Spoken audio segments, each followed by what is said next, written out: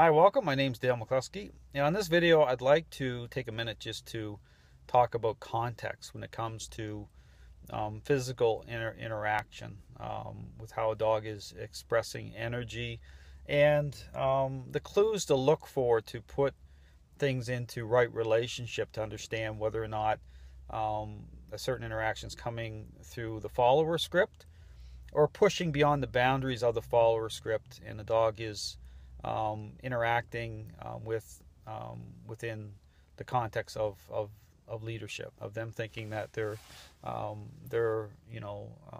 owning and possessing through the pack relationship.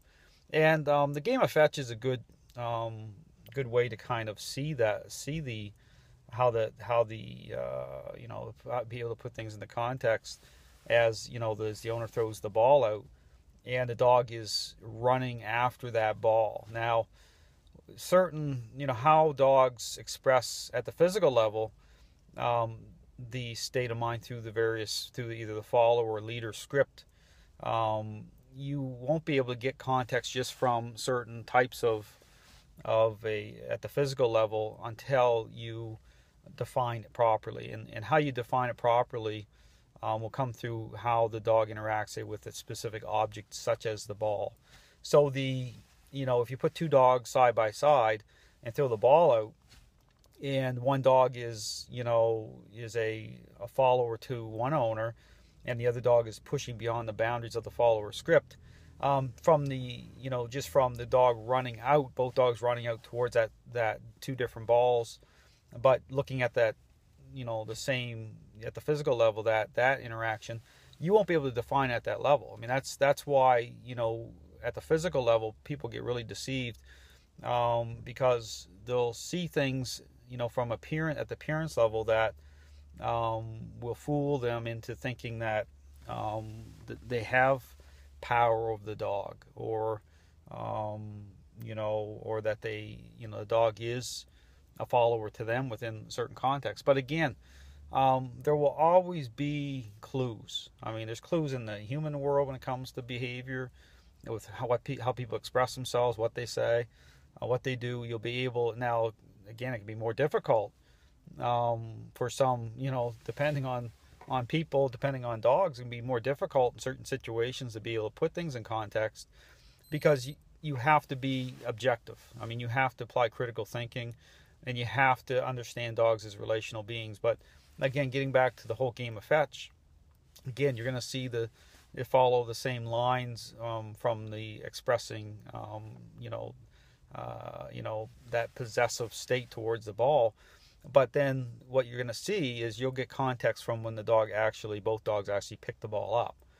How they, in relation to the owner themselves, with whether or not that owner has influence over that dog, and that interaction is happening through the follower script. The dog that sees themselves as being having power in the relationship isn't going to bring the ball back. The owner will be trying to get the ball back, chasing them around. It'll look like a game, because the dog doesn't want authority, influence brought over them. I mean, it's the same context when people try to use food to bribe the dog back to the house after the dog barges out the front door. Dog wants the food and it'll creep in for it, but then as soon as that owner reaches out to take a hold of the dog's gone again. And so, but you'll see that the clue through how the dog actually interacts with that ball. But the dog that is where the interaction's happening within the follower script, even though the dog is expressing that predatory hunting drive, the dog will come back, and will drop the ball down at the owner's feet. So the whole context here is the owner who doesn't have power over that dog. The owner is kind of like faded out. I mean, the owner is merely a toll booth for that dog to be able to express a higher level, of that drive. So it's about fulfillment. So that dog is being fulfilled at a greater level through that owner. So they're being objectified. Okay, so you have to kind of look at the whole issue of fulfillment and what that means to be able to really see or understand the context of behavior. So anyway, just something to think about when you're assessing, you know, where you're standing in nature. There's always going to be clues, but you have to put it in context. You're not going to get, if you're kind of whitewashing it and just making excuses, or you're just looking at appearances and not stepping back and looking at how the dog interacts, kind of like getting a three-dimensional view, you're not going to be able to, you know, to be able to qualify what's really going on.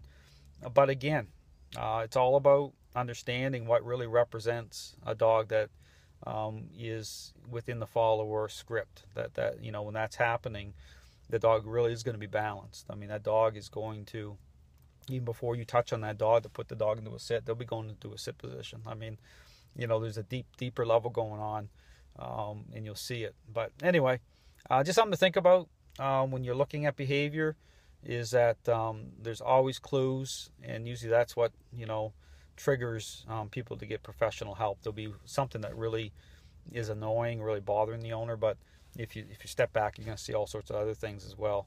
So anyway, thanks very much for watching. I hope you have a great day.